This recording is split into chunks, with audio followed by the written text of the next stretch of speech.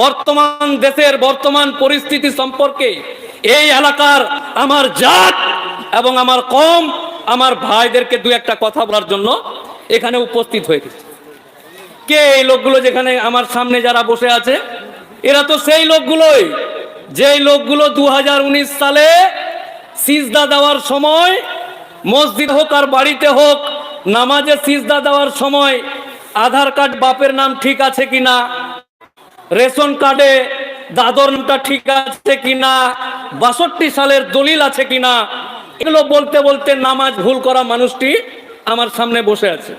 এটি এই লোক 2019 সালে যখন এনআরসির মতন একটা আতঙ্ক গোটা ভারতবর্ষে ছড়িয়ে পড়ে, যে বর্তমান সরকার এই মুসলমান সমাজকে লুঙ্গি বাহিনী বলে অপবাদ দিয়ে মুসলমানরা এই দেশের নাগরিক কিনা এটা যাচাই করার নাম করে কিছু কিছু নেতা তো বলেই দিয়েছিল যে লুঙ্গি তুলে চেক করব আর লাত মেরে এই বাংলাদেশে পাঠাবো।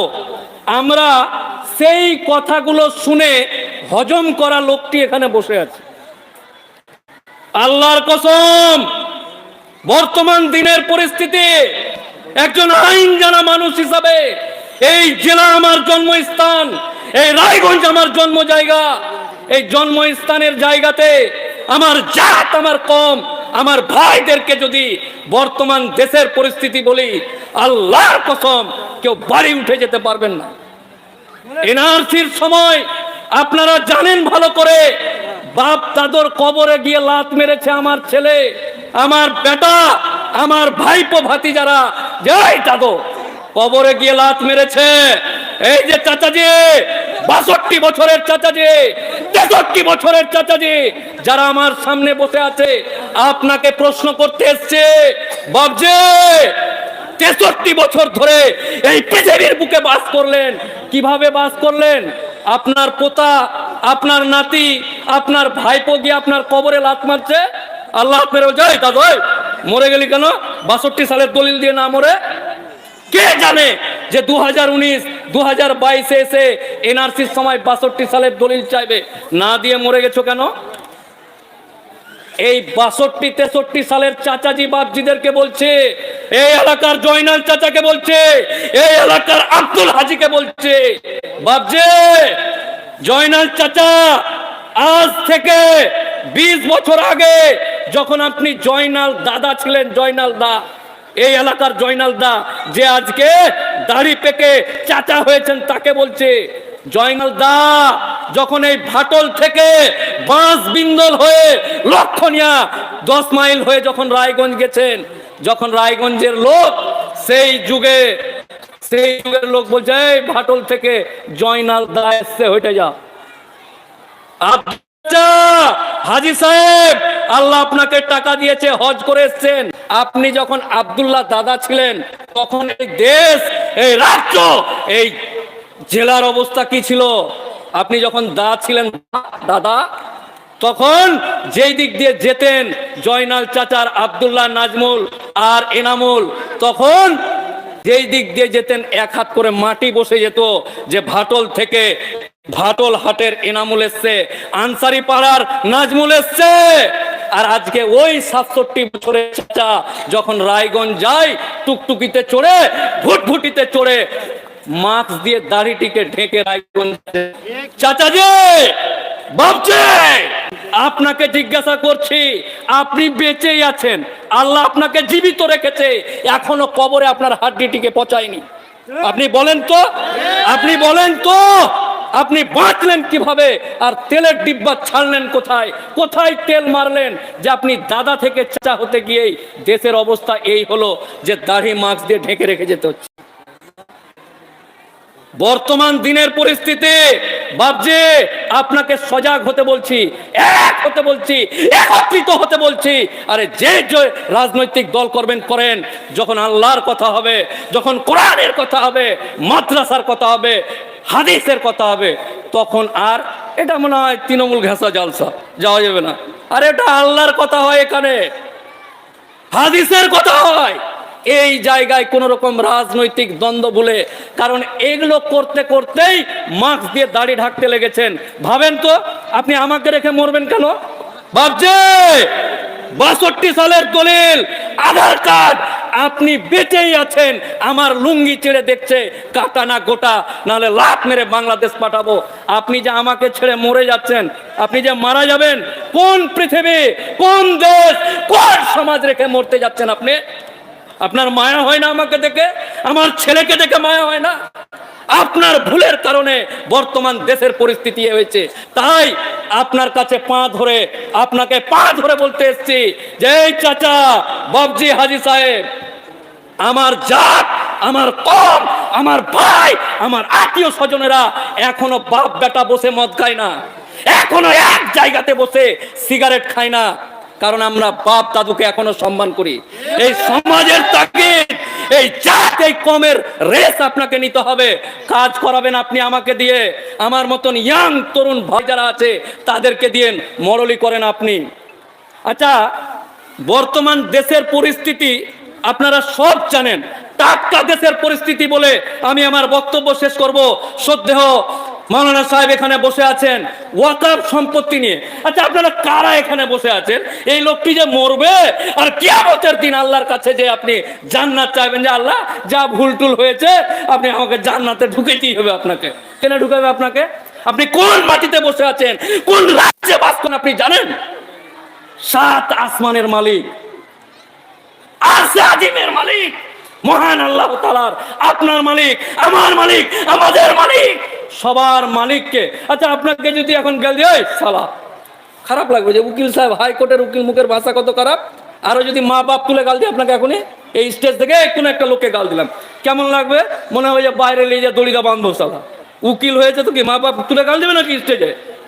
আমি যদি আপনাকে গাল দিই তাহলে আপনার রক্ত গরম হয়ে যায়, আর যদি মা বাপ তুলে গাল দিই তাহলে আপনার রক্ত 3 ডবল হয়ে যাবে।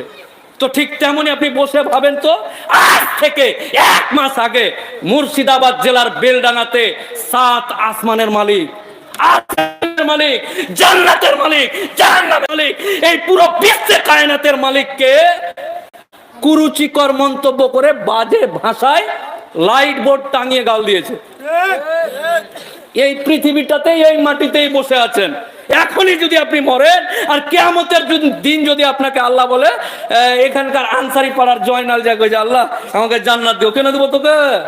এই জয়নাল, মফিজুল, আইনাল, মুশাররফ, তুই বেঁচে ছিলি, তোর চোখ ছিল, কান ছিল, রক্ত ছিল, তেজ সব কিছু ছিল, তারপরেও নিজে তো ইসলামী শরিয়াতের কোনো কিছু মানতে পারিসনি। আরে আমাকে কিছু বলেছিল, তুই প্রতিবাদ করিসনি, তখন কি আপনি বলবেন যে না টাইম ছিল না, আমি শুনিনি? শুনলে অবশ্যই একদম যেতুম না। আপনারা অনেকেই বলবেন বর্তমান দেশের পরিস্থিতি বললে বলবে ইউপিতে হচ্ছে, এগুলো আমাদের দিকে নয়, গুজরাটে হচ্ছে, আমাদের দিকে নাই। কি কে বলছে নাই? এই কিছুদিন আগে আদিনা মসজিদে পূজা করার জন্য গেছে, ইউপি দেখে বসে আছেন আপনি। কখন ইউপি থেকে আসবে কেন্দ্রীয় সরকারের লোক তখন, এখন কোনো ব্যাপার না, আমার দিকে এগুলো নাই। সব আমরা কি, তোমরা সব। আজ অব্দি কিছু আটকাতে পারেননি আপনি, আমি, আমার বাপ, আমার দাদা কিছু আটকাতে পারেনি। স্বাধীনতার 74 বছর ধরে এই দেশের পতাকা তুলে না আমার বাপ পেরেছে, না আমার দাদা পেরেছে, না আমি পেরেছি।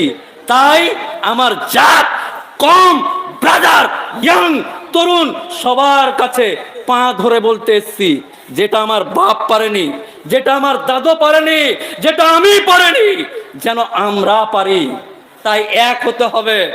1 কাঠা জমি নিয়ে মারামারি করেন, জমির আল নিয়ে মারামারি করেন।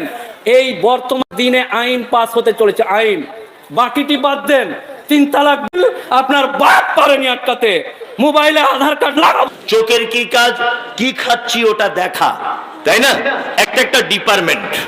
আপনার মাথা বারবার আপনি সুদের টাকা গ্রহণ করতে চাইছেন, ও এখান থেকে নক করছে, সুদ হারাম, নিবি না, সুদ হারাম। আপনি একটা মেয়ের দিকে একভাবে দেখছেন কুদৃষ্টিতে, আপনার মাথা বারবার বলছে চোখে, হাদিস কোরআনে মানা করা আছে, একদম পরনারীর দিকে দৃষ্টিপাত করবে না। আচ্ছা বলুন তো, আপনার পা অন্যায় কাজের জন্য আগে বেড়ে যাচ্ছে, আপনার মাথা বারবার বলছে এটা অন্যায়, যাবে না। এইরকম ভাবে বারবার নক করে কি করে না? করে কি করে না? করে। একটা লোক কাতলামারি এবং পার্শ্ববর্তী গ্রামের যে সমস্ত শ্রোতা বন্ধুরা আজকের জলসাতে এসেছেন, আপনি এখান থেকে একটা লোক বলুন যে গত জুম্মা থেকে আজকে জুম্মা পর্যন্ত বা গত রবিবার থেকে আজকে রবিবার পর্যন্ত আমার মাথার ব্রেন যা বলেছে, আমার হাত সেই অনুযায়ী চলেছে, আমার মাথা যা বলেছে আমার চোখ তাই শুনেছে, আমার মাথা যা বলেছে আমার পা সেই পথে চলেছে, আমার মাথা যা বলেছে আমার হাত সেই জিনিস গ্রহণ করেছে। একটা লোক বলুন এক সপ্তাহে আমার টোটা বডিটাকে আমি হাদিস এবং কোরআন অনুযায়ী চালিয়েছি, একটা লোক বলুন, বলতে পারবেন? একটা লোক বলুন যে এক সপ্তাহ আমার টোটাল বডিটাকে হাদিস এবং কোরআন অনুযায়ী চালিয়েছি, বলতে পারবেন? নেই। তাহলে আপনি টোটাল বডিটার অঙ্গ প্রত্যঙ্গগুলি হাদিস কোরআন দিয়ে চালাতে সক্ষম নয়। আপনি এই আশা করেন কি করে যে ভারতবর্ষের মাটিতে নরেন্দ্র মোদী ছাড়া হযরত ওমরে ফারুকের মতো একজন মানুষ মসনদে বসে যাক? এটা আমরা চাই কি চাই না? চাই যে ভারতবর্ষের নরেন্দ্র মোদীকে হটিয়ে দিয়ে হযরত আবু বকর সিদ্দিকের মতো একটা ঈমানওয়ালা লোক প্রধানমন্ত্রী হোক। এটা আমরা সকলে চাই কি চাই না? চাই। তা আপনার দাবি দেশের প্রধানমন্ত্রী আবু বকর হোক, সে হাদিস কোরআন দিয়ে দেশ চালাক। নরেন্দ্র মোদী তো অনেক দূরের কথা, ও কেন হাদিস কোরআন দিয়ে দেশ চালাতে যাবে? ও তো ইসলামের শত্রু মানুষ।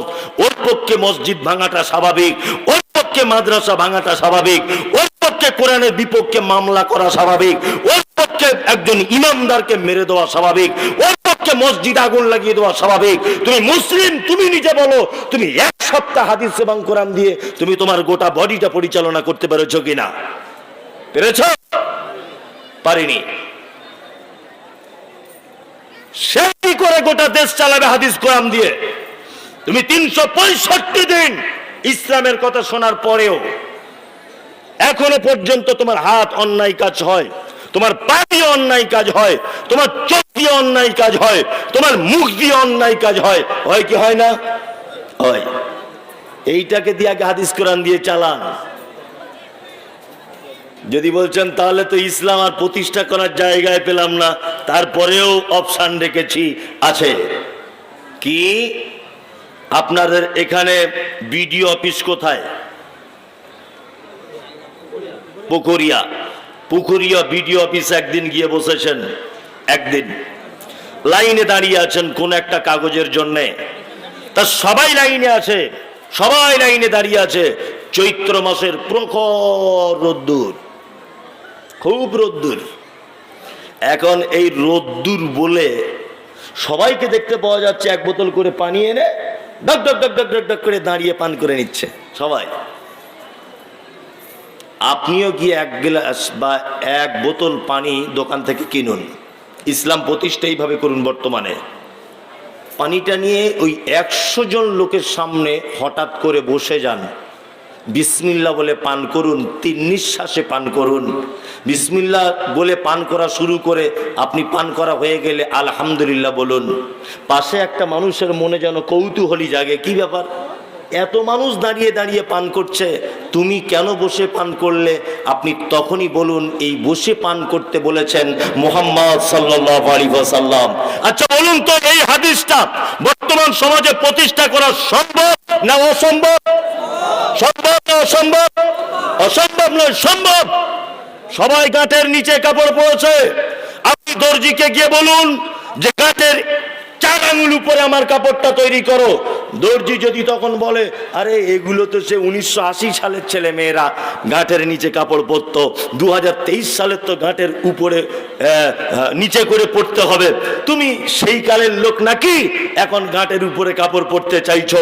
আপনি তখনই বলুন গাঁটের নিচে কাপড় রাখতে বলেছেন, গাঁটের উপরে কাপড় রাখতে বলেছেন মুহাম্মদ সাল্লাল্লাহু আলাইহি ওয়াসাল্লাম।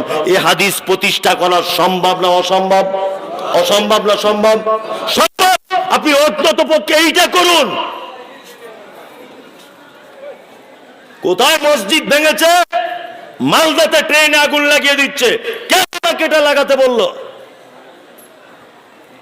কোন নাস্তিক আল্লাহ নবী সাল্লাল্লাহু আলাইহি ওয়াসাল্লামের ব্যাপারে কথা বলেছে? আর এইখানে বসে ও রাস্তা অবরোধ করে দিয়ে পথচারীদেরকে কষ্ট দিচ্ছে। এইভাবে ইসলাম প্রতিষ্ঠা হবে না। ইসলাম প্রতিষ্ঠা হবে তোমার ব্যবহারে। তোমার ব্যবহারের ভিতরে মুহাম্মদ সাল্লাল্লাহু আলাইহি ওয়াসাল্লামের দীর্ঘ 23টা বছর ফুটে উঠবে, তাহলে তোমার পক্ষে ইসলাম সম্ভব হবে প্রতিষ্ঠা করা। কি বলছি বুঝতে পারছেন না? আল্লাহু আকবার। কিছুদিন আগে এগুলো তো সোশ্যাল মিডিয়া দেখেন, যখন দেলোয়ার হোসেন সাইদি সাহেব মারা গেলেন, দেলোয়ার হোসেন সাইদি বাংলাদেশের জানেন তো মুফাসসিরে কোরআন, আল্লাহু আকবার। প্রতিটা বক্তার বক্তব্যের পিছনে ওনার একটা অবদান আছেই। যে যত দরেরই বক্তা হোক পশ্চিম বাংলাতে, যে দেলোয়ার হোসেন সাইদিকে ফলো না করে বক্তা হয়েছে এরকম কোনো বক্তা নেই, বাঙালিরা বিশেষ করে। বক্তা জগতের একজন বিখ্যাত মানুষ, আল্লাহ ওনাকে জান্নাতুল ফিরদাউস দান করুক, আমিন। তা বাংলাদেশের কিছু মানুষকে দেখতে পেলাম যে রাস্তাঘাটে তারা পথ অবরোধ করেছে। তা সাংবাদিকরা একজনকে জিজ্ঞাসা করছে, পথ অবরোধ করেছো কেন ভাই? তা বলছে, কেন আল্লামা দেলোয়ার হোসেন সাইদিকে মেরে দিবে? জবাব চাই, জবাব চাই।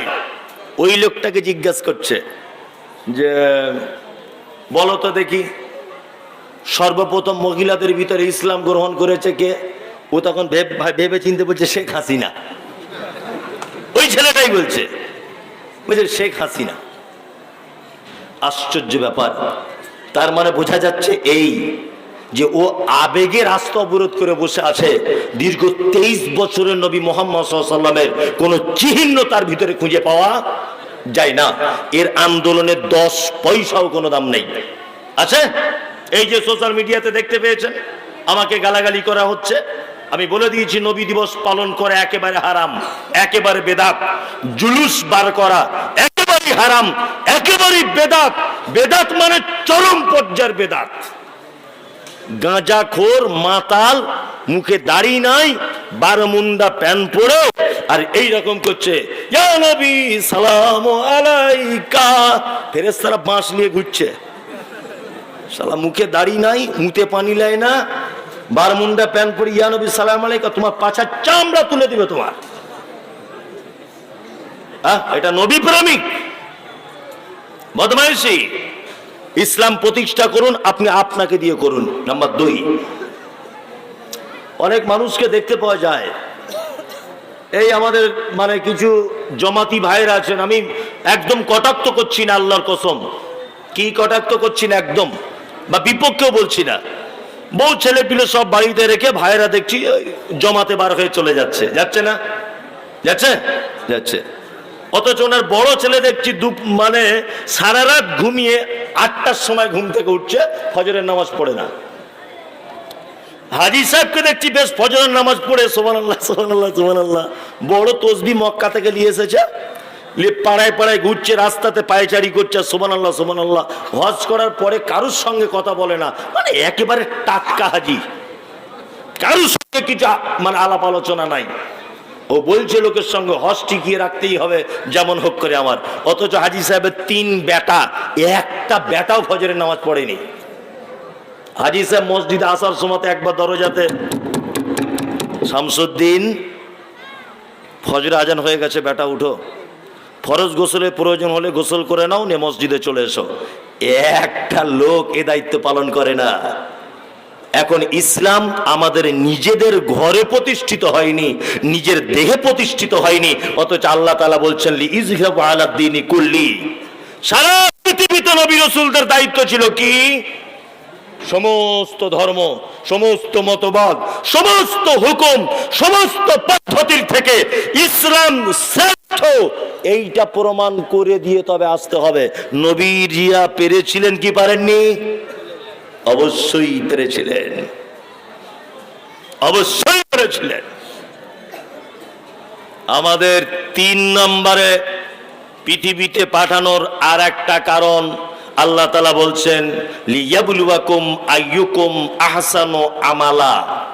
পৃথিবীতে তোমাদেরকে এই কারণে পাঠিয়েছি যে তোমাদের মধ্যে থেকে দেখতে চাইছি, আমি পরীক্ষা করব যে উত্তম আমল কে করে আসে। এই জায়গাটা বলতে গেলে এখন অনেক গেঁড়া কল, তবু আমি কথাগুলো একটা একটা করে বলার চেষ্টা করছি, বোঝার চেষ্টা করুন। আপনার কাছে এটা আমার বিনীত অনুরোধ। এক, আল্লাহ তাআলা বলছেন তোমাদেরকে পরীক্ষা করব উত্তম আমল কে করেছো বলো। তার মানে বোঝা যাচ্ছে যে আমলের ভিতরেও ভেজাল আছে, তাই না? আমলের ভিতরেও কি ভেজাল আছে? এইখানেই থেকে প্রমাণ হলো আল্লাহ বলছে উত্তম আমল। আল্লাহ তো এ কথা শুধু ডাইরেক্ট বলতে পারতেন যে তোমাদের ভিতরে কে আমল করে, কিন্তু এখানে ব্যবহার করা হয়েছে আহসানু আমাল, উত্তম আমল, উৎকৃষ্ট আমল তোমাদের ভিতরে কে করবে, এইটা পরীক্ষা করার জন্য পৃথিবীতে তোমাদেরকে পাঠানো হয়েছে। আপনার কাছে খুব বিনীত অনুরোধ, সব আমল কিন্তু আমল নয়। কিছু আমল আছে যেগুলো একেবারেই বেকার, একেবারেই ভ্রান্ত আমল, যে আমলের কোনো অস্তিত্ব খুঁজে পাওয়া যায় না। ইসলাম কত সহজ না কঠিন? ইসলাম সহজ না কঠিন? কঠিন? সহজ। আরে তাই বলে এত সহজ না যে মোবাইলের একটা SMS 100 জনকে শেয়ার করে দিলে জান্নাতুল ফেরদাউস। দেখছেন না মোবাইলে কিছু কিছু পোস্ট করছে, বলছে আগামী ডিসেম্বরের 12 তারিখ থেকে প্রথম রমজান, এই সংবাদটি যদি কেউ 100 জন মানুষের কাছে পৌঁছে দেয় তার জন্য জান্নাতুল ফেরদাউস। আরে এত সহজ? সহজ বলে কি এতই সহজ? এত সহজ নয়। ইসলাম সহজ, একেবারেই সহজ। আল্লাহ নবী সাল্লাল্লাহু আলাইহি ওয়াসাল্লাম বলেছেন, কি বলেছেন? একটা মানুষ মুমূর্ষ ব্যক্তি মারা যাচ্ছে, মারা যাওয়ার সময়তে তুমি তার পাশে বসে তাকে কলমার তালকিন দাও, লা ইলাহা ইল্লাল্লাহ। এই কথাটা তার পাশে বসে তুমি বলো। যদি তোমার বলাতে ও একবার যদি লা ইলাহাটা যদি বলে দেয়, ওর থাকার জায়গা জান্নাত। কি বলছি বুঝতে পারছেন না? লোকটা যায় এই মাত্র চলে যাবে জান, এইরকম একটা পজিশন। ওর বড় ছেলে মাদ্রাসার হুজুরকে ফোন করে বলছে, আব্দুল্লাহ হুজুর বলছেন? বলছে হ্যাঁ। বলছে আব্বা তো প্রায় অবস্থা খারাপ। বলছে এক্ষুনি আমি 5টা ছেলে পাঠিয়ে দিচ্ছি বড় কোরআন দিয়া। 5টা ছেলে পাঠিয়ে দিল, 5 জনা গিয়ে বাপের মাথার কাছে ইয়াসিন সূরা পড়ছে খুব জোরে জোরে জোরে জোরে। ওর বাপের মরণ যদি সহজেও হতো, ওইটা করার কারণে আরো কঠিন হবে, কারণ ওটা নবীর পদ্ধতি নয়। যে কি বলছি বুঝতে পারছেন না? ওটা নবীর পদ্ধতি নয়। যে তারপরে চলে গেলাম, লোকটাকে যত দ্রুত পারবেন দাফন করে দিতে হবে, তাই না? জানাজার সালাত আদায় করবেন। জানাজার সালাতের সামনে দাঁড়িয়ে ইমাম সাহেব বলছে যদি কেউ ঋণ করে থাকে ভাইজিকে মাফ করে দিবেন সবাই। বলছে ঠিক আছে মাফ করে দিলাম। তারপরে বলছে মহিলাদের পক্ষ থেকে 40 খতম আর পুরুষদের পক্ষ থেকে 42 খতম, টোটাল 84 খতম হয়েছে, এর নামে বকশিয়ে দাও। ইমাম সাহেব জুত করে বকশিয়ে দিল। হয় কি হয় না? এগুলো আপনাদের এলাকা হয় না। সব কথা কিন্তু আপনাদের জন্য বলছি না। এই যে মোবাইলগুলো দেখছেন, লক্ষ লক্ষ এইরকম শূন্যওয়ালা চিজ আছে বসে, এদের জন্য কিছু কথা হচ্ছে, সোশ্যাল মিডিয়াতে শুনবে। ইমাম সাহেব বলে দিল যাই হোক, খুব দুঃখের ব্যাপার, খুব কষ্ট হচ্ছে, ওই লালচাঁদ ভাই মারা গেল, তা ওনার 3 ছেলে মিলে একটা ডিসিশন নিয়েছেন, আগামী 12 তারিখে আপনারা সকলেই আসবেন, খাওয়া দাওয়ার ব্যবস্থা করা হয়েছে। এটা অনেক জায়গা হয় কি হয় না? হয়। আমাদের আহলে হাদিসরা করে না, তবে অন্য কোথাও করলে খেয়ে আসে, তাই না? হ্যাঁ, আহলে হাদিসরা সবে বরাত করে না, তবে শ্বশুর বাড়ি তো বেদাতি, ওরা করে, কিন্তু এ মাঝে সাঝে রাতের বেলা গিয়ে গোশ পরোটা রুটি হালুয়া খেয়ে আসে। মানে খাওয়া জায়েজ, করা হারাম, তাই তো? খাওয়া জায়েজ, করা হারাম, খাওয়া হারাম। এই যে স্থান পরিবর্তন, আমি এসব বক্তব্য অনেক দিয়েছি। স্থান পরিবর্তন, জিলাপি এই জলসা যে তৈরি হচ্ছে, বলুন তো এটা খাওয়া জায়েজ না না জায়েজ? কথা বলুন। মানুষ কিন্তু ভয় করছে যে কি সর্বনাশ, এবার কি প্রশ্ন? আরে বলুন জোরে, জিলাপি খাওয়া এটা জায়েজ না না যাও জায়েজ। এখন এই জিলাপিটা কিনে যদি আমি কোনো মাজারে গিয়ে মানত করে দিয়ে দিই, খাওয়া জায়েজ না না জায়েজ? না জায়েজ। তার মানে বোঝা যাচ্ছে গরুর গোশত জায়েজ অবশ্যই, কিন্তু ওটা যদি শবে বরাতের দিনে ওই উপলক্ষে যদি করা হয় তাহলে খাওয়া একদম যাবেন না। কেন আপনি গোশত খেতে যাবেন কেন? শবে বরাত এটা ইসলামে নেই, বেদাত, ওটা চরম বেদাত। যারা নিজেকে সহি আকীদার মানুষ বলে দাবি করেন, যাদের মানহাজ ঠিক আছে বলে তদন্তের দাবি, আপনাদের কাছে অনুরোধ করবেন না যখন খেতেও যাবেন না। কি বলছি বুঝতে পারছেন? এগুলো সব আমল কি ভালো না খারাপ? খারাপ। খারাপ আমল আপনাকে আর কত বলবো। কিছুদিন আগে মক্কাতে ছিলাম, বুঝলেন তো, কিছু হাজি সাহেবের নাম রেখেছি খেজুর হাজি। মানে ওরা ওখানে গিয়ে শুধু খেজুর কিনে বাড়ি আসে, আর কিছু করে না, কিচ্ছু কাজ নাই। ওই যে 5 লাখ টাকা খরচা করে গেল, কি দেখে এলো?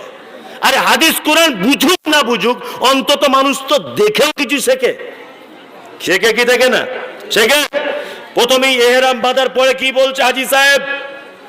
লাব্বাইক আল্লাহুম্মা লাব্বাইক, লাব্বাইক লা শারীকা লাকা লাব্বাইক, ইন্নাল হামদা ওয়ান নি'মাতা লাকা ওয়াল মুলক লা শারীকা লাক, লাব্বাইক আল্লাহুম্মা লাব্বাইক।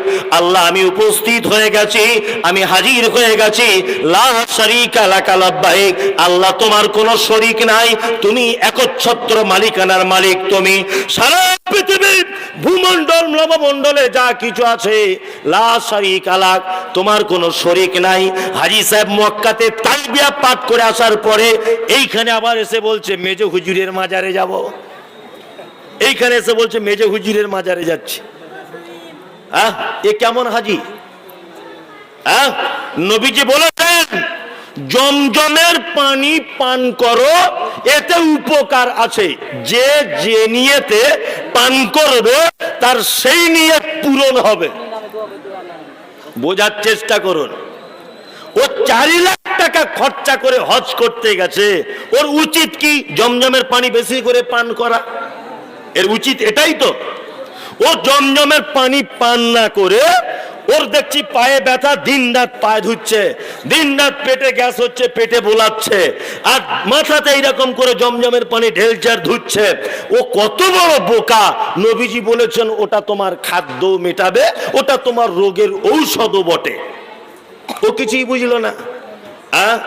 মসজিদে নববীতে তাকবীর হচ্ছে, আল্লাহু আকবার, আল্লাহু আকবার, আশহাদু আল্লা ইলাহা ইল্লাল্লাহ, আশহাদু আন্না মুহাম্মাদার রাসূলুল্লাহ, হাইয়া আলাস সালাহ, হাইয়া আলাল ফালাহ, কদ কামাতিস সালাহ, কদ কামাতিস সালাহ, আল্লাহু আকবার, আল্লাহু আকবার, লা ইলাহা ইল্লাল্লাহ। পানির বোতল আছে সাহেব? পানির বোতল? পানির বোতল নেই এখানে? পানির বোতল আছে? পানির বোতল? এটা পানির বোতলও নেই স্টেজে, আশ্চর্য ব্যাপার।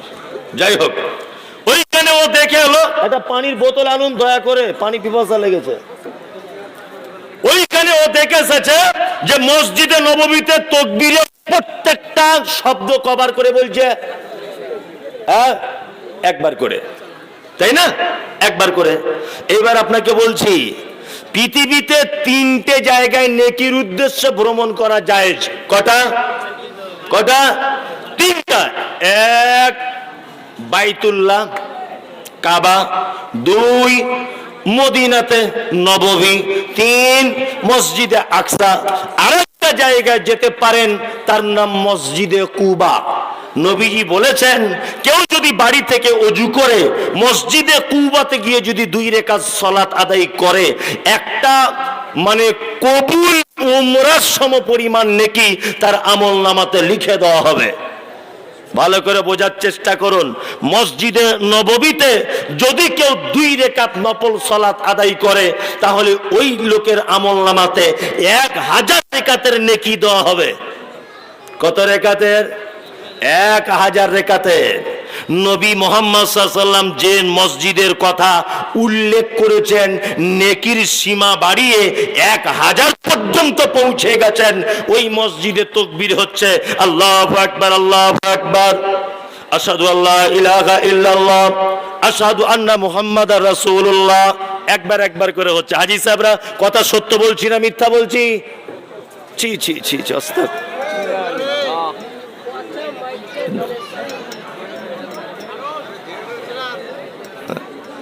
মানে আজকে যা মাইক হয়েছে সাংঘাতিক ব্যাপার। যাই হোক, ভালো মন্দ কিন্তু আমি বলিনি, আপনি বুঝে নেন।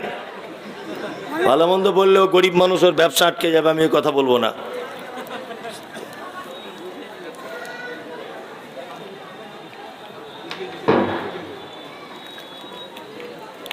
যে কথা বলছিলাম, তাহলে ও ওখানে দেখে এলো তকবীরের এই পদ্ধতি, আর ওই লোকটা 5 লাখ টাকা খরচা করে মদিনা থেকে বাড়ি এসেছে। ওর মসজিদের মুয়াজ্জিন সাহেব বলছে আল্লাহু আকবার, আল্লাহু আকবার, আল্লাহু আকবার, আল্লাহু আকবার, আশহাদু আল্লা ইলাহা ইল্লাল্লাহ, আশহাদু আল্লা ইলাহা ইল্লাল্লাহ, আশহাদু আন্না মুহাম্মাদার রাসূলুল্লাহ, আশহাদু আন্না মুহাম্মাদার রাসূলুল্লাহ, সব দুইবার করে বলছে।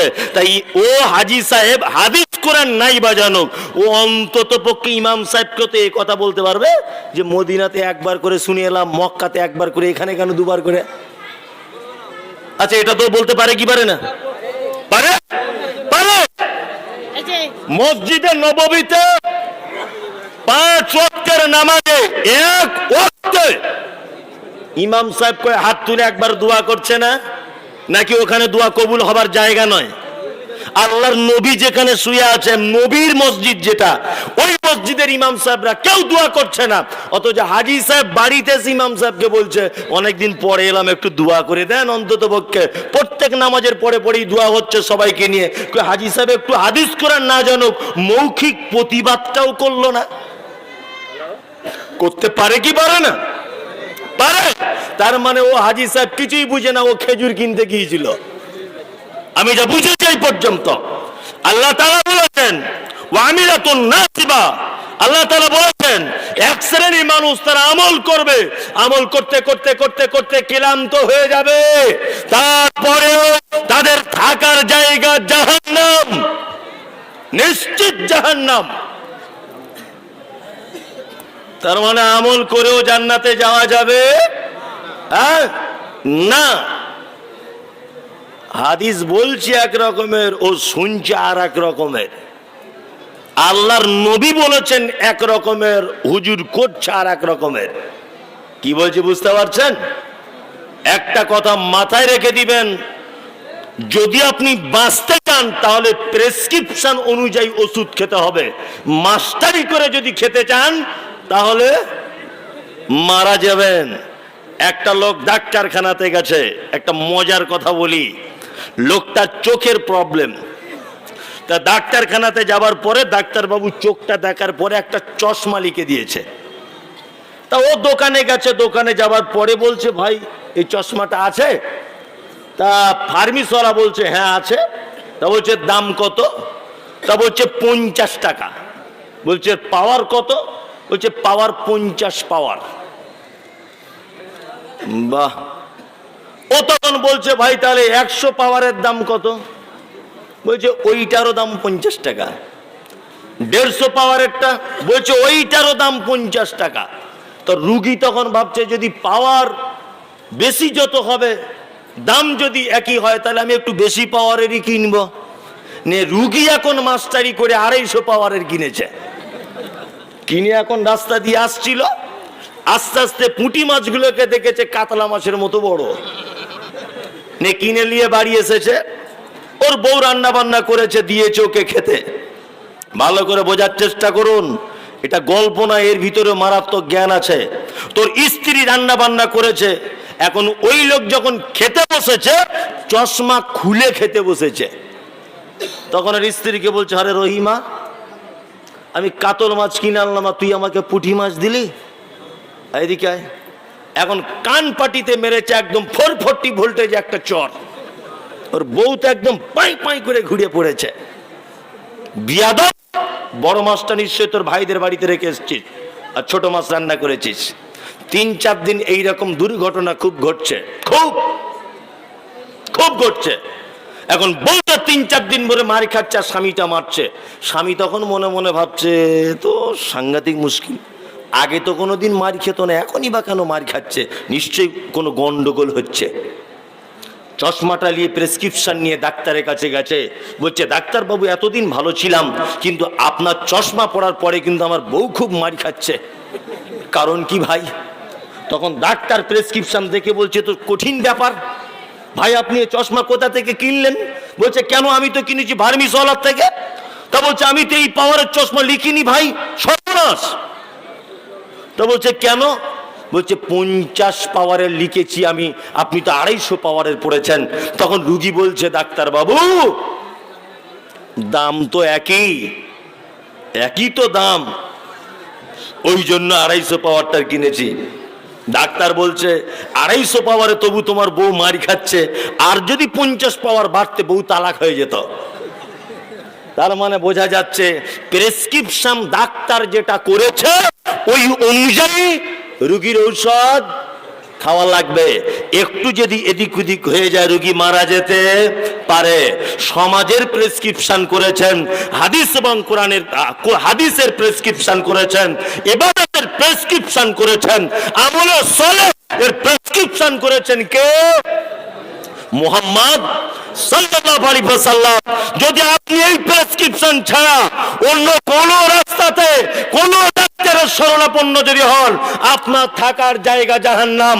আল্লাহ তাআলা বলেন আমিলাতুন নাসিবা তাসলা নারান হামিয়া, এক শ্রেণীর মানুষ তারা আমল করবে, আমল করতে করতে নাসিবা এক পর্যায়ে তারা ক্লান্ত হয়ে যাবে, তারপরেও তাদেরকে ধরে জাহান্নামের ভিতরে ঢুকিয়ে দেওয়া হবে।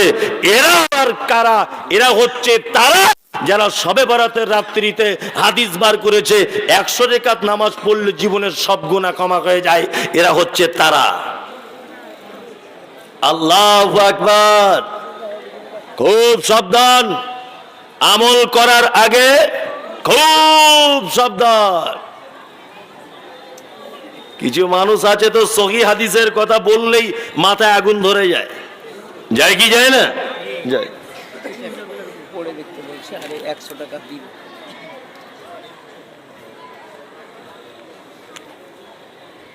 দেখুন একটা কথা বলে রাখছি, সেটা হচ্ছে এই যে আমি ফতোয়া দেওয়ার যোগ্যতা রাখি না। একটা কথা মাথায় রাখবেন, বক্তা আলাদা জিনিস, ও থুতুনির জোর থাকলেই হয়। কি বললাম বুঝলেন? আর ইলমিয়াত আলাদা জিনিস, দার্সের জ্ঞান আলাদা, বক্তব্য আলাদা। একটা লোক দীর্ঘ 40 বছর বুখারী পড়াচ্ছেন, আপনি তাকে 2 ঘন্টা বক্তব্য রাখতে বলুন, যদি ওনার বক্তব্য রেখে অভ্যাস না থাকে উনি 5 মিনিটে মাইক ছেড়ে দিয়ে পালাবেন। অথচ বিশাল বড় আলেম, খুতবা দিতেও ভয় করে। কিন্তু আমার যোগ্যতা নেই, কিন্তু থুতুনির জোর আছে। কি বলছি বুঝতে পারছেন না? মানে শক্তি না থাকলেও হুঙ্কার আছে। হুঙ্কারই মানে মোটামুটি এদিক ওদিক করে পার করে নিয়ে যাব। তা আমি বড় যোগ্য আলেম নয়। লিখেছেন এখানে, রাস্তাঘাটে চলাকালীন যদি জানা কি ছাগলের গরুর পেচ্ছাপ পায়খানা করে দেয় নামাজের আগের পূর্বে, তাহলে তার করণীয় কি? 1, 2, দুটো বাচ্চা যদি পেশাব পায়খানা করে কোলে করে দেয়, কোলে যদি করে দেয় তাহলে করণীয় কি? নামাজ হবে না? হবে না। কেউ বলছে হবে, আবার কেউ বলছে হবে না। আর কত বছর পর্যন্ত নামাজ হবে পেশাব পায়খানা করে দিলে? এটা আমি বলতে পারবো কিন্তু বলবো না। আপনি মোজাম্মেল সাহেবকে জিজ্ঞেস করবেন, কারণ এ রাইট আমার নেই। আমি ওই পর্যন্ত যোগ্যতায় পৌঁছাতে পারিনি। জানি সবগুলোই, কিন্তু বলতে পারছি না। কি বললাম বুঝলেন? বড় আলেমদের কাছে জানুন। তাহলে আমি বলা মানে আমি তো মনে করছি যে ওনাদেরকে একটু করা হবে, ওনাদেরকে প্রশ্নটা করবেন। আলহামদুলিল্লাহ আমি ছোটখাটো গ্রামের ফটিকের মতো কুয়াক ডাক্তার, বুঝলেন না? আমি জ্বর সর্দি কাশি হলে ইনশাল্লাহ সারিয়ে দেবো, কিন্তু অপারেশন করতে হলে তখন মোজাম্মেল সাহেবকে ডাকতে হবে। ওটা আমার পক্ষে সম্ভব নয়, উনি সার্জেন। আমি এমনি ফটিক করিম ফিটু এদের মতো পাতলা পায়খানা, 2টো ওষুধ দিয়ে দিলাম, ছেড়ে গেল এরকম। কেউ পীরের কাছে যাচ্ছে, ওকে ধোলাই করে ছেড়ে দেবো, অসুবিধা নেই। কেউ মাজারে যাচ্ছে, ওকে একদম চিরাই কলে দিয়ে দেবো, কোনো অসুবিধা নেই। কেউ বেদাত করছে, কোনো সমস্যা নেই, আমার কাছে আনুন, ওকে সুস্থ করে দেবো। কেউ সহি হাদিস মানতে চাইছে না, ওকে আমার কাছে আনুন, কড়া ডোজ কোনো সমস্যা নেই, ফতোয়া আই মুমতাজুল ইসলাম নেই, মাফ করবেন। যাই হোক, যে কথা বলতে বলতে এতদূর পর্যন্ত এলাম, আমল করার আগে আমলে সলেহ অর্থাৎ ভালো আমল করার আগে আপনাকে কয়েকটা জিনিস মাথায় নিতে হবে। আমি একটা একটা করে বলছি, ইনশাল্লাহ নেব, ইনশাল্লাহ বলুন, ইনশাল্লাহ। এক, আমল করার আগে বুঝতে হবে বেদাত কাকে বলে। যার বেদাতের জ্ঞান নেই সে আমলের ভালো মন্দ বুঝবে না। সে আমলের, ভাই একটু বসে যান, সে আমলের ভালো মন্দ কি বুঝবে না, কারণ তার কাছে সবই ভালো। ওই জন্য আপনাকে প্রথমে বেদাত বলে দিয়ে যাচ্ছি। এক, ইসলামে নেই এমন কোন কাজ যদি কেউ নেকির উদ্দেশ্যে করে এর নাম বেদাত। তবে আমাদের বর্তমানের কিছু হুজুর বার হয়েছে, ওই জিলাপিখোর হুজুর, ওরা ফতোয়া দিচ্ছে বেদাত দুই প্রকারের, বলছে বেদাতে হাসানা, বেদাতে সাইয়্যা, বলে ভালো বেদাত আর খারাপ বেদাত। অথচ নবীজির ভাষা কি? নবীজির ভাষা হচ্ছে কুল্লু বিদআতিন যালালা ওয়া কুল্লু যালালাতিন ফিন্নার। প্রত্যেক নতুন আবিষ্কৃত কাজ হচ্ছে ভ্রষ্টতা, প্রত্যেক ভ্রষ্টতাকারী স্থান ঠিক মধ্যে, নার মানে আগুন। নবীজি বলছেন প্রত্যেক নতুন আবিষ্কৃত জিনিস কি? বেদাত। আর এই হুজুর আবার বলছে বেদাত দুই ভাগে বিভক্ত। পায়খানার আবার কোয়ালিটি হয়, হ্যাঁ, যেটা হেড মাওলানার পায়খানা একটু সেন সেন ভাব, হ্যাঁ, এটা রিক্সা চালকের খুব দুর্গন্ধ, এরকম ব্যাপার থাকে। বেদাত বেদাত। সোশ্যাল মিডিয়াতে তো আমাকে খুব গালাগালি দেয়, দেখেন, শুধু বলে মুমতাজুল ইসলাম তুই তো আগে ছিলিস না, তুই এখন জন্ম হয়েছিস, তুইও বেদাত। আগে মাইক ছিল না, মাইক এখন বক্তব্য রাখছিস, তোর মাইকও বেদাত। বলছে কি? বলছে না, আরে বোকা, এগুলো জাগতিক প্রয়োজন, এগুলো কেন বেদাত হবে? আমার নিয়ত এরকম আছে যে মাইকে বক্তব্য দিলে 300 গুণ নেকি বেশি আছে না, এমনি দিচ্ছি মানুষের সুবিধার্থে, নেকি বেশি কম আছে? ইমাম সাহেব যদি মুখে নামাজ পড়ায় আর মাইকে যদি নামাজ পড়ে, নেকি কম বেশি আছে? ওটা কেন বেদাত হবে? বেদাত এইটা যেটা তুমি নেকির উদ্দেশ্যে করছো। আল্লাহু আকবার। আপনাকে একটা রিসেন্ট ঘটে যাওয়া গল্প বলছি, শুনে নেন। গল্প তো নয়, এ মারাত্মক ব্যাপার। কি বলছে? এটা আপনারা জানেন যে খন্দকের যুদ্ধ হয়েছিল, আর সাহাবীদেরকে নিয়ে আল্লাহ নবী সাল্লাল্লাহু আলাইহি ওয়াসাল্লাম একটা পরীক্ষা অর্থাৎ রণকৌশলের জন্য একটা খাল কেটেছিলেন, তাই না? খাদ্য খাবারের ভালো ব্যবস্থা ছিল না। আল্লাহ নবী সাল্লাল্লাহু আলাইহি ওয়াসাল্লাম পেটে পাথর বেঁধেছিলেন। বিস্তারিত ঘটনা। পেটে কি বেঁধেছিলেন? পাথর। কলকাতাতে একটা জায়গা আছে বাগমারি বলে, নাম শুনেছেন কেউ? ওখানে একটা পীর আছে, পীরের নাম আজানগাছি, নামও সাংঘাতিক, আজানগাছি। ওই আজানগাছি পীর উনি বলছেন যে ওই যে নবী দুটো পাথর পেটে বেঁধেছিল, ও পাথর মক্কা মদিনার কোথাও কেউ সংরক্ষণ করে রাখতে পারেনি। ওই পাথর আমাদের বাগমারি কলকাতার আজানগাছি দরবারে আছে। যদি কেউ এই পাথরে যদি চুম্বন করেন তাহলে তার 72 বছরের ক্ষমা, প্রত্যেক চুম্বনে 72 বছরের করে গুনাহ ক্ষমা হয়ে যাবে। তো একটা মানুষ বাঁচে কত বছর? হে হ্যাঁ বদমায়েশ, এ কথার রাইট আছে তোমার বলার? মিথ্যা। 1500 বছর আগে ঘটনা ঘটেছে, তুমি পাথর কি করে আনলে কলকাতাতে? আর তুমি বুঝলে কি করে যে এই পাথরটাই আল্লাহ নবী সাল্লাল্লাহু আলাইহি ওয়াসাল্লাম দিয়েছিলেন পেটে? মিথ্যা। সারা পশ্চিম বাংলাতে মানুষদেরকে যদি জাহান্নামের পথে যদি হাঁটায়, আপনাদেরকে বলে রেখে দিচ্ছি, এক শ্রেণীর আলেমরা আপনাদেরকে জাহান্নামের জন্য প্রস্তুত করছে। এক শ্রেণীর আলেমরাই। তবে এটা যদি যুগ হযরত ওমরের হতো, এটা যদি হযরত আবু বকরের হতো, এটা যদি হযরত উসমানের হতো, তাহলে এই সমস্ত হুজুরদের বেঁচে থাকার কোনো রাস্তা ছিল না। ছিল না। বাদশাহ হারুন রশিদ নাম শুনেছেন? শুনেছেন? বাদশাহ হারুন রশিদের কাছে একটা লোক এসেছে, বাদশাহ শাহজাহান ভুল বললাম, বাদশাহ শাহজাহানের কাছে একটা লোক এসেছে। একটা লোক আসার পরে বাদশাহ শাহজাহান দেখতে পাচ্ছে যে লোকটার কাছে একটা বাঁক আছে। বাঁক বুঝেন? আগেকার দিনে ধান টান বহিত, একটা বাঁশ দিয়ে দুই সাইডে ধান বহিত, কি বলে? বাহক। আমাদের ওদিকে বাঁক বলে, এখানে বাহক বলে। যাই হোক, তা বাহকে করে একটা লোক এসেছে বাদশাহ শাহজাহানের কাছে। লোকটার দিকে তাকিয়ে বাদশাহ শাহজাহান দেখছে তার বাহকের একদিকে একটা খাঁচা আছে, আর একদিকে একটা খাঁচা আছে। একটা খাঁচাতে একটা পাখি, আর একটা খাঁচা সম্পূর্ণ ফাঁকা। বাদশাহ শাহজাহান জিজ্ঞাসা করে বলছে, কি ব্যাপার বাহকের মালিক, তোমার এই অবস্থা কেন?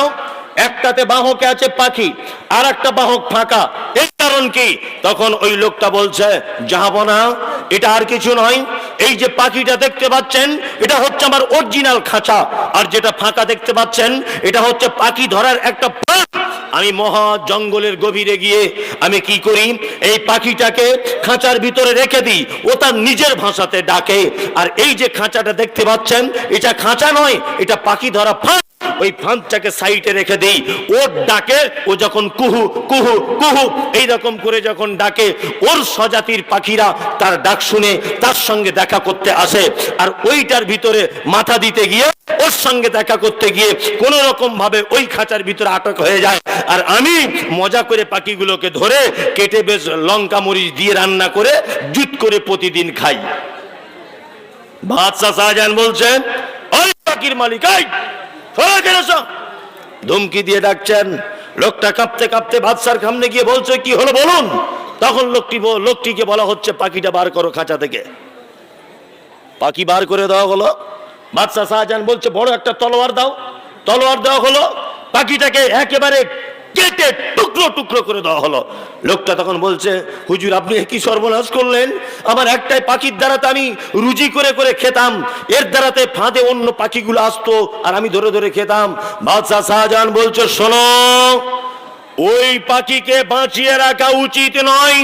যে পাখি মিথ্যা অভিনয় করে, মিথ্যা কুহু কুহু করে ডেকে তার স্বজাতিকে মালিকের ফাঁদে ফাঁসিয়ে দেয় আর খাবার উপযুক্ত করে দেয়, এই মুনাফিক, এই গাদ্দার পাখিকে পৃথিবীতে বাঁচিয়ে রাখার কোনো সুযোগ নেই।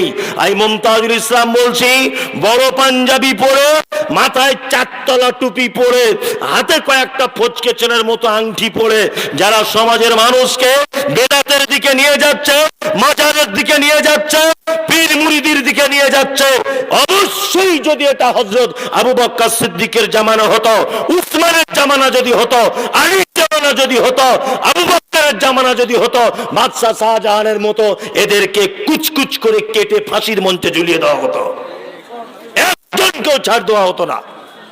তাছাড়া বলে কি করে, হ্যাঁ, এ কথা বলে কি করে? একটা চাদর ছড়িয়ে দেওয়ার পরে বলছে, এই চাদরটা ধরে যারা কলেমা শরীফ 4 বার, দরুদ শরীফ 4 বার, অমুক শরীফ 4 বার, 8 বার করে যদি তোমরা বলো, বা 3 4 12 বার যদি বলো, তাহলে তোমাদের ফ্যামিলির সব লোক জান্নাত চলে যাবে। জান্নাত তোমার বাপের কেনা আছে নাকি? আশ্চর্য ব্যাপার। ওই জন্য আপনাকে বলছি, আমল করার আগে খুব সাবধান থাকবেন, আপনার আমল যাতে বেদাতে রূপান্তরিত না হয়। আমল করার আগে ভাববেন যে এই আমলটা মুহাম্মদ সাল্লাল্লাহু আলাইহি ওয়াসাল্লাম করেছিলেন কিনা, এটা জানা লাগবে কি লাগবে না? লাগবে। আমরা খুব সুবিধাবাদ, জিন্দাবাদ। একটা লোক ডাক্তারখানাতে গেছে, একটা কথা বলছি, ডাক্তারখানাতে যাওয়ার পরে ডাক্তার বলছে, তোমার হয়েছে কি? বলছে, ডাক্তার বাবু আমার কোনো রোগ নেই, তবে আমার ওজন বেড়ে যাচ্ছে, খুব খুব ওজন বেড়ে যাচ্ছে। তা ডাক্তার জিজ্ঞাসা করছে, ভাই তুমি সকালে উঠে কি খাও? বলছে, সকালে উঠে 20টা গরম রুটি খাই আর 2 কেজি তরকারি। বোঝার চেষ্টা করুন, গল্প নয়, এতে শিক্ষা দিচ্ছি। বলছে দুপুরে বলছে দুপুরে হুজুর ওই 20টা রুটি আর 2 কেজি তরকারি। রাতে বলছে তাই। ডাক্তার তো শিক্ষিত মানুষ, এখন ও ভাবছে যে সারাদিনে 60টা রুটি খায় আর 6 কেজি তরকারি খায়, এর চেহারা কোনোদিন কমানো সম্ভব? সম্ভব নয়। ডাক্তার সব কিছু শোনার পরে 500 টাকা ফি নিয়েছে আর প্রেসক্রিপশন করে দিয়েছে বেশ জুত করে। ও তো ইংরাজি পড়তে জানে না, ফার্মেসি এসে দেখিয়েছে, ফার্মেসিওয়ালা থেকে বলছে ভাই তোমার কোনো ওষুধ লেখা নেই। তো বলছে তাহলে কি লিখলো? 500 টাকা ঝেড়ে দিয়েছে ডাক্তার। কি লিখলো তাহলে ঘোড়ার ডিম? তা বলছে সকালে 10টা রুটি 1 কেজি তরকারি, দুপুরে 10টা রুটি 1 কেজি তরকারি, রাতে 10টা রুটি 1 কেজি তরকারি, 1 মাস পরে আবার যেতে বলেছে। তা লোকটাই ঠিক মোটামুটি 60টা রুটি খেত ওখানে, এখন খাচ্ছে কটা? 30টা। তরকারি 6 কেজি জায়গা কতটা হলো? 3 কেজি। লোকটা আবার 1 মাস পরে ডাক্তারের কাছে গেছে। আগের মাসে ছিল 95 কেজি, এ মাসে উঠে দেখছে 100 কেজি। ডাক্তারের তো মাথায় বজ্রপাত পড়েছে, কি ব্যাপার? আগের মাসে 95, এ মাসে আবার 5 কেজি বেড়ে গেল, অথচ রুটি 30টা কমেছে প্রতিদিন। ডাক্তার অবাক। ডাক্তার রোগ খুঁজে পাচ্ছেন না, সমস্যা কোথায়। আবার 500 টাকা নিল, আবার লিখে দিয়েছে সকালে উঠে 5টা রুটি, দুপুরে 5টা, রাতে 5টা, 1 মাস পরে দেখা করো। আবার 500 টাকা ঝেড়েছে নিয়ে লোকটা এর 15টা রুটি 1 মাস খেয়ে আবার ডাক্তারের কাছে গেছে। ডাক্তারের পাল্লাটি উঠে দেখছে এবার 110 কেজি। ডাক্তারের তো মাথা আরো খারাপ, যে আমার যা বিদ্যা বুদ্ধি ছিল সব শেষ। লোকটা পাল্লার দিকে তাকিয়ে বলছে হারাম করবে ইমান, বিশ্বাসঘাতক, ছোট লোক, তাদের বাঁদর, ইতর, শুয়োর, কুকুর। আমাদের এই চাঁচলে বা ওই সামচিতে একবার তোকে যদি পাই, তোমার পাছার চামড়া তুলে দেবো। ডাক্তার না ঘোড়ার ডিম তুমি? ফালতু কাজ। আমার তুমি 3 বারে 1,500 টাকা ঝেড়ে দিয়েছ, কোনো কাজ নেই। ডাক্তার শিক্ষিত মানুষ, খুব শিক্ষিত ডাক্তার, শিক্ষিত মানুষ। তখন লোকটা যখন গাল দিতে দিতে চলে যাচ্ছে, তখন ডাক্তার বাবু বলছে এই ভাই, আমি যে প্রেসক্রিপশন করেছি এতে করে কিন্তু রোগ ভালো হওয়ার কথা। তা ভাই আপনার কাছে একটা জিনিস জানতে চাচ্ছি, আপনি রুটি বানাচ্ছেন কেমন করে? এটা বলুন তো একটু, রুটিটা পাকাচ্ছেন কেমন করে? ও তখন বলছে কেন, ওই 60টা রুটি করতে যতটা ময়দা লাগতো অতটা ময়দা এখন 15টা রুটি করি। কি বলছি বুঝতে পারছেন? মানে ও রুটি কমিয়েছে, ময়দা কমায়নি। অনেক মানুষ আছে, অনেক মানুষ আজও পর্যন্ত সাইনবোর্ড লাগিয়ে দিয়েছে আমি আহলে হাদিস। আহলে হাদিস মানে ও সব কিছু মাপ, অথচ ওর নতুন বেটা যেটা হয়েছে, নতুন বেটা, ওর মা বলে দিয়েছে রাতের বেলা ডুকরে ডুকরে কাঁদে একটা হুজুরের কাছে গিয়ে তাবিজের অন্তত পক্ষে বেঁধে দেয়।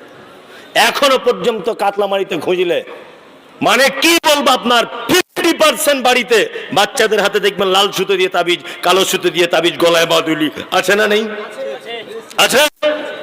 অনেক কাতলামারিতে না থাকুক, এটা আছে না নেই?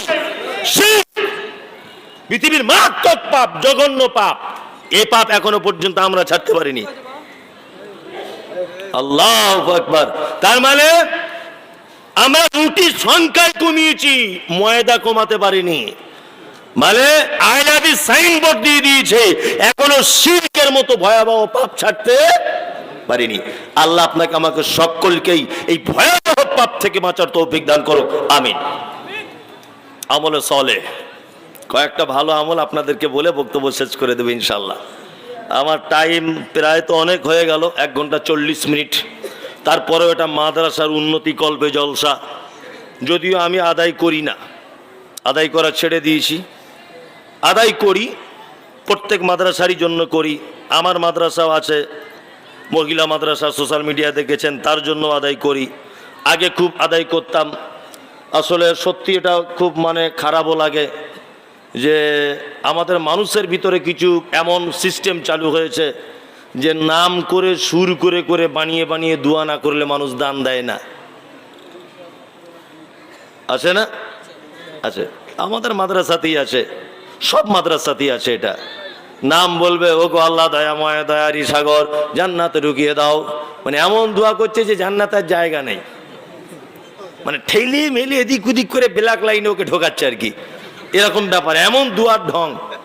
কিন্তু হাদিস কোরআন একদমই সাপোর্ট করে না, করে করে না, একদমই এটা হাদিস কোরআন সাপোর্ট করে না। দান অবশ্যই দোয়া করুন, আল্লাহুম্মা সাল্লি আলাইহি আল্লাহুম্মা বারিক আলাইহি, এই দোয়া করুন। এতটুকু বলুন, আল্লাহ তার মালে বরকত দিক, আল্লাহ তার জানে বরকত দিক, আল্লাহ তার রুজিতে বরকত দাও, তার পরিবারে শান্তি দাও, এতটুকু বলুন। এটা মাদ্রাসার দান, অবশ্যই আদায় আপনার জন্য করব, কোনো টেনশন নেই। আমি দুটো একটা ভালো আমলের কথা বলে দেবো, আজকে থেকে মানবেন ইনশাল্লাহ। ওই কারা কারা হিসাব করে হাত তুলিয়েন, বলবো? ঠিক আছে, দেখি যেন মুনাফিকি করিয়েন না বক্তব্যের সাথে। এক, আল্লাহ নবী সাল্লাল্লাহু আলাইহি ওয়াসাল্লাম বলেছেন, একজন মুসলমান আর একজন মুসলমানের উপরে 5টা হক রাখে, যদিও আর একটা রওয়ায়াতে এসেছে 6টা হক রাখে। এক, রদ্দুস সালাম, তোমার সঙ্গে কারোর দেখা হলে তুমি বলবে আসসালামু আলাইকুম। ইনশাআল্লাহ আজকে থেকে বলবো। আপনার ছেলে ইংলিশ মিডিয়ামে যায়, আলহামদুলিল্লাহ, এতে আমি খুব খুশি, খুব খুশি।